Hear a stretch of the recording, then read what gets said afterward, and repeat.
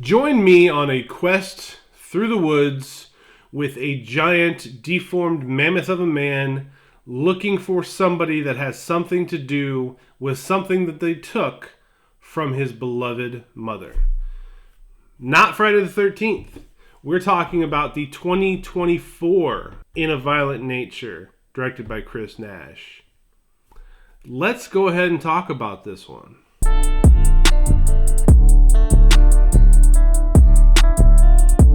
So in my endless search for new and worthy horror films, I was led to this one by word of mouth. I decided to give it a shot, and we kicked the movie off with a scene in the forest. You get voices, you get a necklace hanging from some sort of a burnt down or destroyed building. You get talk of a white pine slaughter, and then eventually you get a resurrection of a giant human being that looks like he could be very closely related to a Jason Voorhees. So, promising start to the film. There was a lot of walking to start this movie off. And in horror movies, you get points, at least for me, for taking swings and trying new things. And the point of view thing is kind of cool, but there are long stretches of total silence where all you hear is the forest under the guy's feet. You're not getting any sort of dialogue, or you're not getting any sort of character development. And that's pretty important in a horror movie, and we can talk about that here shortly. Now, the killer in this movie is named Johnny. Johnny, as a boy, was apparently developmentally delayed, and he was tricked into climbing a fire tower and then scared so badly that the little boy fell to his death. Somehow it got ruled an accident. The father was very upset, went after the people that did it, and wound up dying in a fight. Now, apparently, because of this, Johnny's soul can't rest, and he's resurrected. And the only thing that can keep him buried or at peace is this necklace that his mother apparently gave to him. And that's what he's looking for at the very beginning of this movie, because the guys sitting at this wreckage, talking when the movie starts, take the necklace and run off with it. After the first, apparently off-screen kill, we meet our group of annoying and somewhat clueless campers or hikers or whatever you want to call them. We don't really get to know them well enough to get to care about them. I couldn't tell you any of their names. So because you're following the point of view of the killer, you don't really get a lot of time to develop the other characters in the movie, because when they are in the killer's purview, there's very brief conversations. There's really not a lot that you find out about each of them. They try, like the girl who likes doing yoga happens to be in a relationship with the girl that is swimming at the lake. We'll call it a lake because why wouldn't it be a lake? It's everything else about it screams Friday the 13th, so we're going to call that body of water a lake. Finally have some time away from everyone, together. And on top of all of that, the biggest negative in this movie for me is the mask that killer winds up wearing. He looks like a hillbilly minion.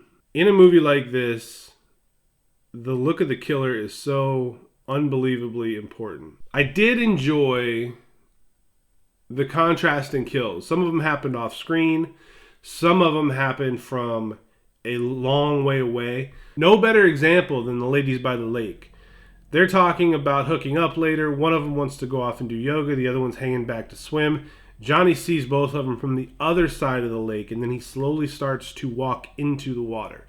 Eventually, he disappears under the water, and he walks or swims across this entire body of water, and then you all of a sudden see the girl swimming on the other side just disappear under the water for an extended period of time. And then she comes back up for a split second to try to say help. Very simple. Very, very simple. But very creepy, because the whole time as she's sitting over there enjoying herself, something bad is coming her way. It's almost like Jaws. Shortly thereafter, Johnny decides to go and find the girl's girlfriend who is doing yoga. This girl spins around long enough to see that that's not her girlfriend approaching her, and she still doesn't, for whatever reason, get away.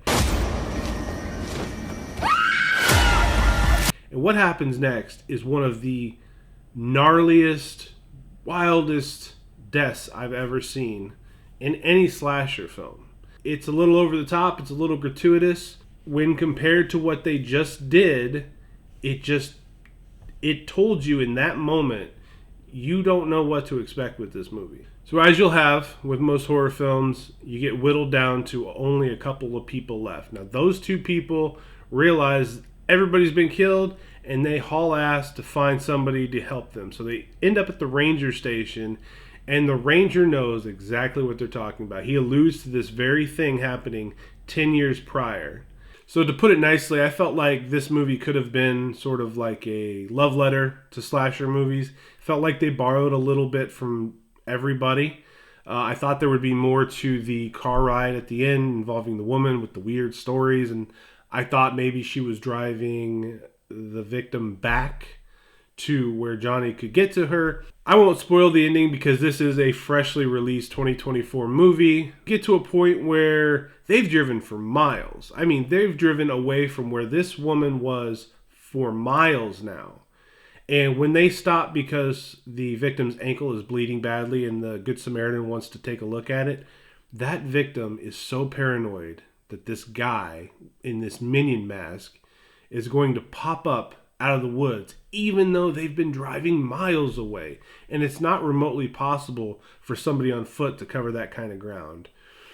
That was pretty cool. I thought that was a neat way to punctuate how menacing this person was. I won't say this ages gracefully.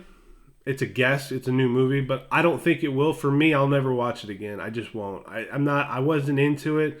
I still gave it a 5 out of 10. It's good, mindless slasher fare, but you don't care about characters that aren't developed. So when they die, you're just like, okay, well, that's 3 left, and you're literally counting down until you're at the end of the movie. This is Aging Gracefully. I'm Matthew Essex.